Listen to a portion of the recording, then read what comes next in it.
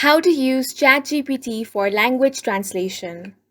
Hi guys, welcome to our channel. Let's begin. In this video, I'm going to guide you how you can use ChatGPT for language translation.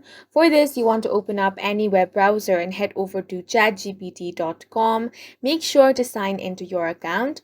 Now, ChatGPT has many features. One of that is it can translate language. So if you want to translate something, on this message bar, you simply want to type translate, then enter the prompt that you want to be translated, enclose it with quotation mark, then type to, and now enter the language that you want it to be translated into.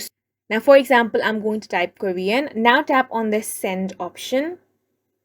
Once you do that, here you can see the Korean translation is given over here. I will show you one more example.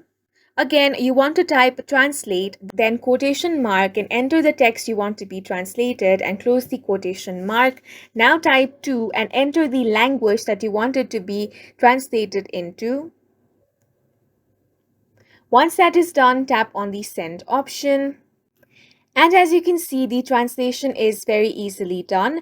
In this way, you can use ChatGPT for language translation. And that's it for this video. If you found it helpful, please make sure to hit the like button and subscribe for more videos like this.